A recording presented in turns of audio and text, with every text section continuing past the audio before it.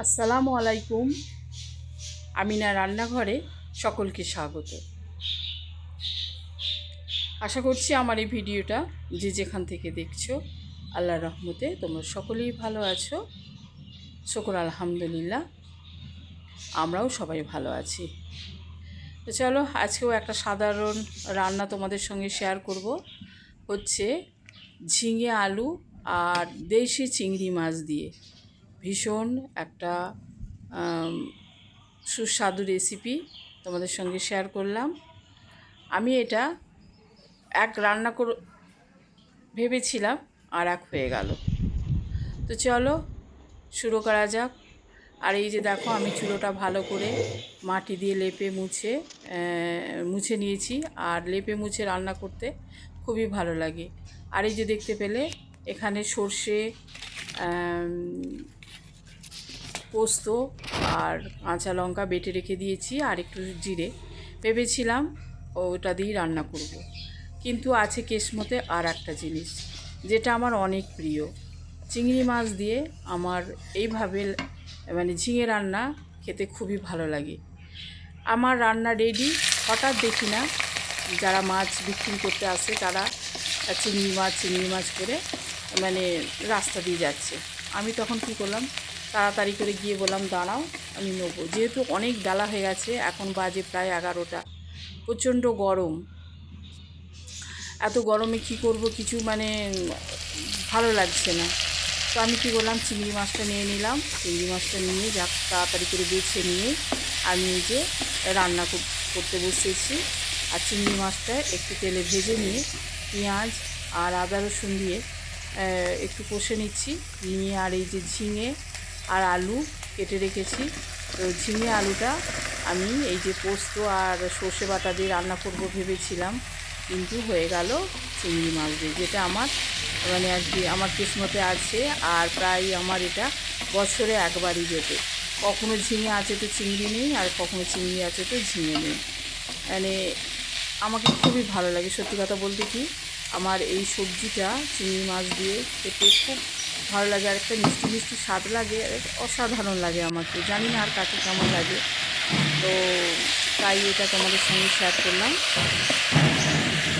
আর একটা কথা বলি, যে আমার প্রিয় প্রিয় প্রিয় ভাই বোনেরা আর অনেক দিন যারা হারিয়ে গেছিলো, আমি ভিডিও দিইনি, তারা আবার নতুন করে আসছে। অবশ্যই আমি তাদের কাছে যাচ্ছি আর তারা আমার কাছে আসছে, তাদের কমেন্ট পড়ছি, আমার খুবই ভালো লাগছে, আমার খুব খুশি লাগছে। তো কালকের ভিডিওটা আমি আমি ভাবতেই পারিনি, একদম রিচ ছিল না, তো মোটামুটি কালকে একটু ভিউজ হয়েছে, তার জন্য আমি অনেক খুশি। আর এই যে দেখতেই পেলে আমি হালকা মশলা, জিরে ধনে আর একটু শুকনো লঙ্কা আর হলুদ অল্প করে দিয়েছি, আর একটু স্বাদ অনুযায়ী নুন, একদম সাধারণ মশলা, ঘরোয়া মশলা দিয়ে এটা রান্না করছি। তো এটা একটু ভালো করে একটু কষে নিতে হবে। আর একদম কি বলবো, আমার খুবই মজার একটা রেসিপি আর মজার একটা তরকারি, যেটা আমার খুবই ভালো লাগে।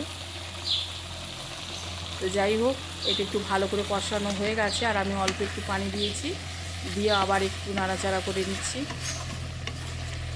আর এই উনুনটা না বেশ উঁচু হয়েছে না, আর আমার বসে রান্না করতেও বেশ ভালো লাগছে, কারণ যেহেতু একদম মাটির চুলা পিঁড়েতে বসে রান্না করতে হয়, কিন্তু আমার পিঁড়েটা নয়, আমার একটা টুলে বসে রান্না করতে হচ্ছে, যেহেতু আমার হাঁটুর প্রবলেম আছে।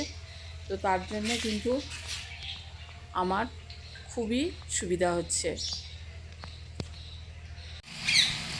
আর আমার প্রিয় প্রিয় ভাই বোনেরা যারা আমার ভিডিওটা এতক্ষণ পর্যন্ত আছো, অনেক অনেক ধন্যবাদ। আর যারা লাইক দাওনি, প্লিজ একটা লাইক দিয়ে দাও।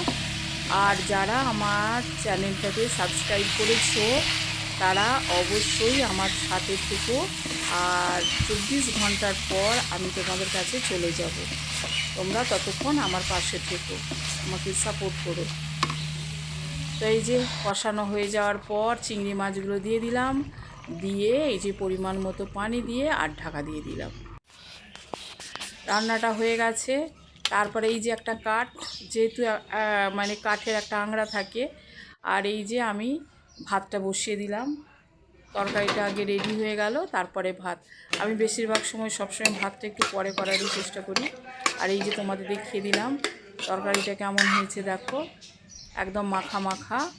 আর একটু আলুটা বেশি হয়েছে, কারণ আমার চাষের আলু তো, আর চাষের চন্দ্রমুখী আলু বেশ ঘাঁটা ঘাঁটা হয়ে রান্না হয়, একটু ভালোই লাগে। আর একটু বেশি করে কেটে ফেলি, আর আলুটা খেতেও ভালো লাগে। তাই দেখো ঝিঙে, আলু আর হচ্ছে সব একদম সুন্দরভাবে মাখা মাখা হয়ে গেছে। আর তার সঙ্গে একটা একটা করে চিংড়ির কামড় পড়বে, ভীষণ ভালো লাগবে। ভিডিওটা কেমন লাগলো আর আমার রান্নাটা কেমন হয়েছে তোমরা অবশ্যই জানাবে।